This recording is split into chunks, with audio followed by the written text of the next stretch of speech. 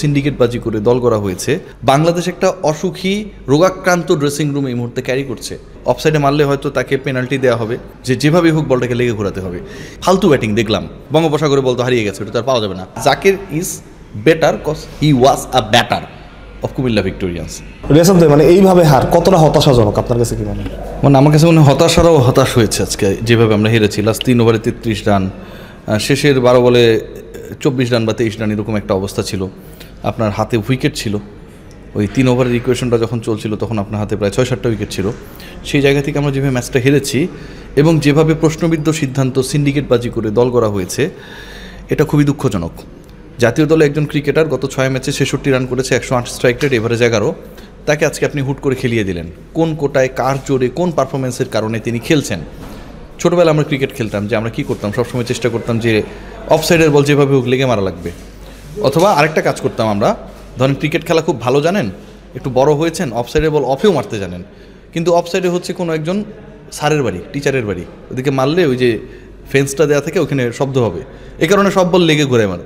আজকে আমার কাছে মনে হচ্ছিল যে জাকির আলী ব্যাটিং দেখে যে অফসাইডে মারলে হয়তো তাকে পেনাল্টি দেওয়া হবে, ম্যাচ ফি কেটে নেওয়া হবে, শাস্তি দেওয়া হবে, বাংলাদেশ না হারলেও হারিয়ে দেওয়া হবে, যে কারণে তিনি আপ্রাণ চেষ্টা করছিলেন, কখনো কখনো জাম দিচ্ছিলেন যে যেভাবে হোক বলটাকে লেগে ঘোরাতে হবে।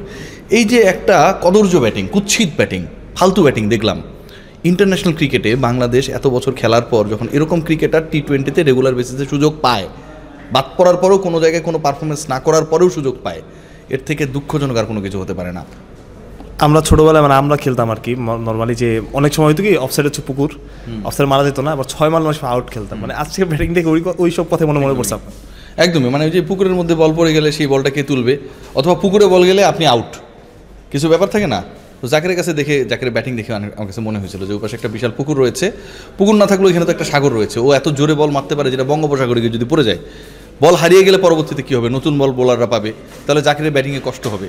বঙ্গোপসাগরে বল তো হারিয়ে গেছে, ওটা তো আর পাওয়া যাবে না, যে কারণে তিনি লেগে মারছিলেন, ডাঙার দিকে মারতেছিলেন। মানে অনেক নেগেটিভ ব্যাপার আছে, তার মধ্যে বলে পজিটিভ ব্যাপার হচ্ছে তানজিদ তামিমের ব্যাটিং আজকে। না, ওই সময় ও যেভাবে আউট হয়ে গেছে এটাও আমি নেগেটিভলি দেখতে চাই। মানে আপনি 17-18তম ওভারে এসে যখন আপনার ফিনিশ করার কথা আপনি করতে পারলেন না, এই অর্ধশতকের কোনো মূল্য নেই। তানজিদ তামিম অসাধারণ খেলেছে, এবং তানজিদ তামিম যে আজকে আউট হয়ে গেছে এটার পেছনে আমরা তো আসলে তানজিদ তামিমকে দায়ী করছি। আমিও বললাম সবচেয়ে বড় দায় কিন্তু এখানটাও জাকির আলী অনেকের। আপনার অপর প্রান্তের ব্যাটার যদি 94 স্ট্রাইক রেটে ব্যাট করে, তাহলে আরেকজনের উপর তো প্রেশার বাড়ে। Tanzid Tamim already 130 strike rate plus bat করছিলেন, সো তার তো আরও এটা এক্সিলারেট করার প্রেশারটা বেড়েছিল, কারণ অপর প্রান্তে যে ব্যাট করছে সেটা হচ্ছে বিলো 100 স্ট্রাইক রেটে ব্যাট করছে, রাইট?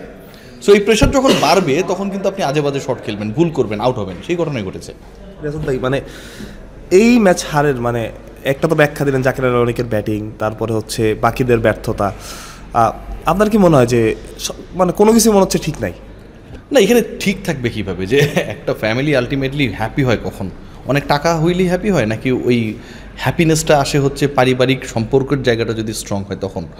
ডেফিনেটলি না। অনেক টাকাওয়ালা ফ্যামিলি দেখবেন, অনেক বড় বড় লোকের সন্তানদের দেখবেন যে উচ্ছন্নে চলে গেছে, জেল খাটছে, ড্রাগ নিচ্ছে। কেন?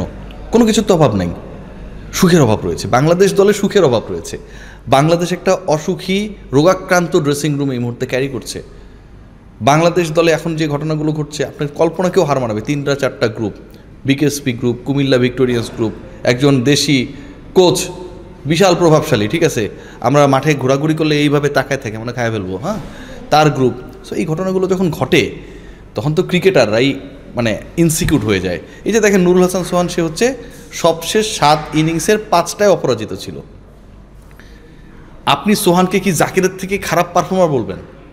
এই মুহূর্তে দলে থাকা যে ক্রিকেটাররা রয়েছে তাদের মধ্যে থেকে সোহান নাকি জাকির, কে বেটার, এই আলোচনাও যদি আপনি করেন, আপনি কোনোভাবেই জাকিরকে বেটার বলতে পারবেন না। But Zakir is better cause he was a batter of Comilla Victorians. এখন মিলায় দেখুন ঘটনাটা কোথায়।